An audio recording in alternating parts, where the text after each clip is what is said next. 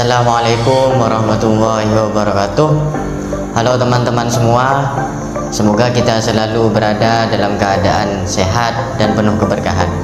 Di era digital, jari kita bisa dijadikan sebagai sumber pahala dan juga bisa dijadikan sebagai sumber dosa.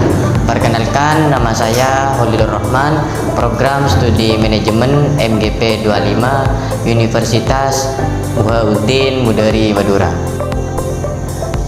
Pada video ini saya akan membahas sebuah topik yang sangat dekat di kehidupan kita sehari-hari, khususnya pada generasi muda, yaitu peran utama di dalam membentuk etika bermedia sosial di zaman modern.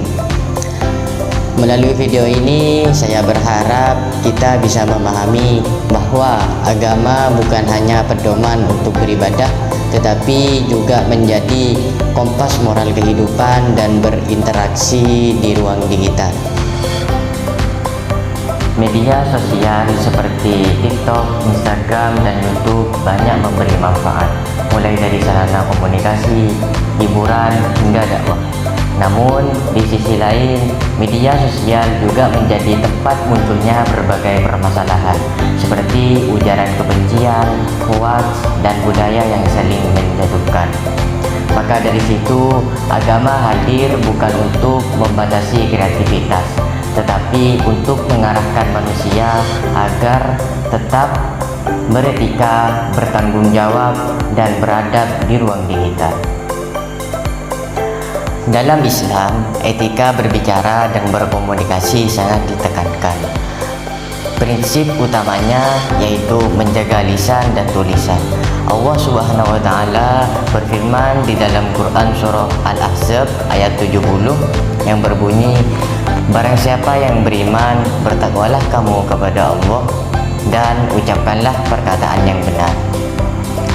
Ayat di sini mengajarkan bahwa ucapan termasuk komentar dan unggahan di media sosial harus mengandung kebenaran dan tidak menyakiti orang lain.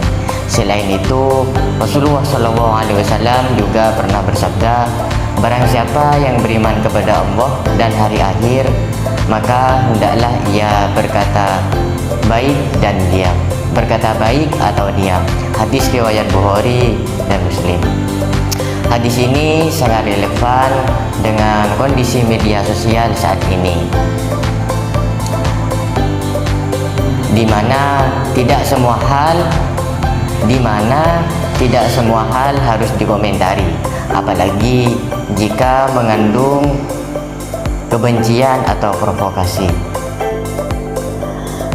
Pada realitasnya, banyak generasi muda yang aktif di media sosial namun belum sepenuhnya memahami tentang etika digital. Seperti contohnya memberi komentar yang kasar atau menghina, atau ikut-ikutan tren viral tanpa mempertimbangkan nilai moral. Oleh karena itu, agama mengajarkan konsep tabayyun dan klarifikasi sebelum menyebarkan informasi. Hal ini sangat penting untuk mencegah penyebaran hoaks dan fitnah di dunia maya. Selain itu, nilai agama juga harus diterapkan karena setiap konten yang diunggah akan dimintai pertanggungjawaban, baik itu secara spiritual maupun secara sosial.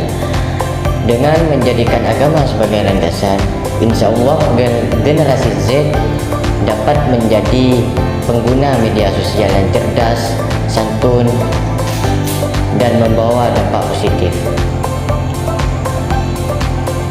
Sebagai generasi muda dan calon pemimpin masa depan, kita harus mampu memanfaatkan media sosial sebagai sarana kebaikan. Agama tidak melarang teknologi, tapi mendorong pemanfaatannya untuk hal yang bermanfaat. Mari kita jadikan media sosial sebagai sarana menyebarkan kebaikan.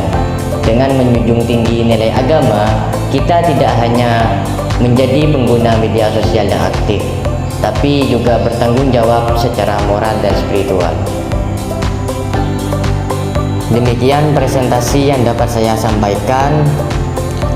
Semoga dengan materi ini bisa memberi manfaat dan bisa menjadi pengingat bagi kita semua untuk beretika di dalam bermedia sosial.